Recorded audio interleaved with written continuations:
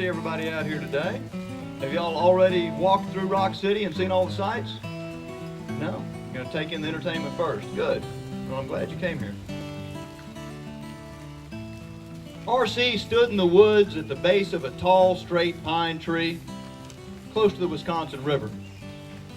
He wrapped a wide leather strap around the tree, hooked it into his harness, gave it a tug, and then he set the long steel spikes on each of his boot into either side of the tree trunk, leaned forward, raised the strap, stood up, leaned back, and put his full weight and trust on his gear. Before climbing any farther, he looked over his shoulder at his two partners, Tim and Beth, who were getting the medical equipment ready. Tim smiled and nodded. Beth winked and said, "Go get him, Tiger." And then R.C. leaned forward, raised the strap.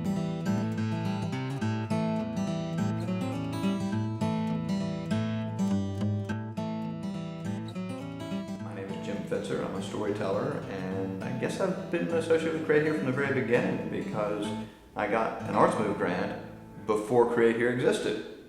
Lived in Chicago for 9.5 years. Prior to that, wandered around all over the place. A lot of it was, I wanted to find a little slower pace of life. I've been living in Chicago for almost a decade. I am really drawn to just the pace of things in Chattanooga. It's a big enough city that I've got a lot of the amenities of a real city, but it still feels in a lot of ways like a small town. And I really love being so close to so many great wild places. You know, I can be in the last weekend I spent a night in the Smokies, and weekend before that I paddled through the River Gorge, and I need all of that real close. He turned back to the field to see that the eagle was back off the ground, now 10, 12, 15 feet off the ground, flapping its wings as hard as it could, but still unsteady, shaky, not looking like it was going to be able to fly. It started banking around and made a quarter turn and collapsed back to the snow yet again. Ironically, I really didn't grow up with it that much.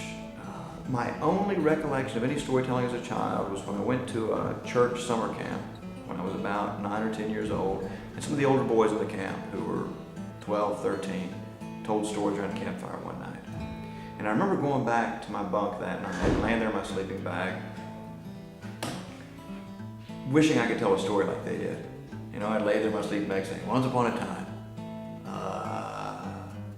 That doesn't work. Let's see, a long time ago there was I couldn't come up with anything. And so I just let it go. I never really thought much more about it. I said, well, some people are storytellers, other people aren't.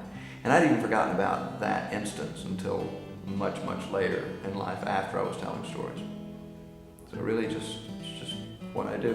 It's because I'm a third child, I'm sure. Third of four, Overlooked, have to find the attention. The meaning in my work comes from my passion. I happen to be passionate about the outdoors. So if you look at my stories, you'll see several stories about birds of prey. You'll see stories about black bear encounters.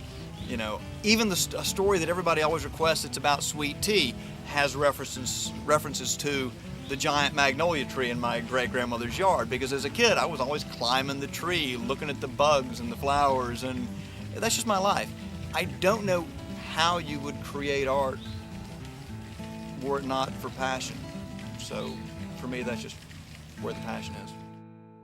I started telling stories when I was working for a wildlife rehab place out in Arizona, where I would do educational programs with birds of prey that had been orphaned or injured and whatnot. And so my first stories were stories about how I tried to raise an owl in my bedroom when I was a kid. And when I was 17, I went dove hunting and accidentally shot a falcon.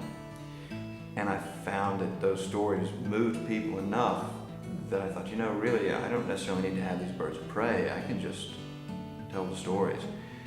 But I still didn't know what to do with it all until I got to Chicago.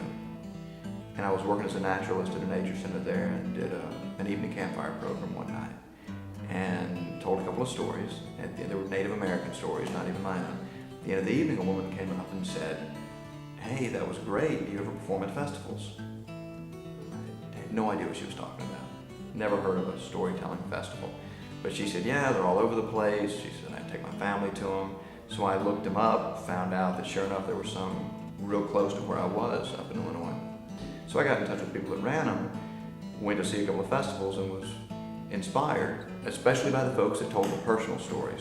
So I just started looking for my personal stories, and it just so happens that my life has been, backpacking and exploring and adventuring, and so it's natural that my stories would come from there as well. You can see pictures of it as it's evolved from just a couple sticks on a platform. I left here 20 years ago, and it was not a place I wanted to be. I couldn't imagine ever coming back at that time. It seemed like downtown was completely dead. From my perspective, being over in East Ridge, in the suburbs there, I didn't see the arts. I didn't see any reason to be in Chattanooga. We were a dirty city.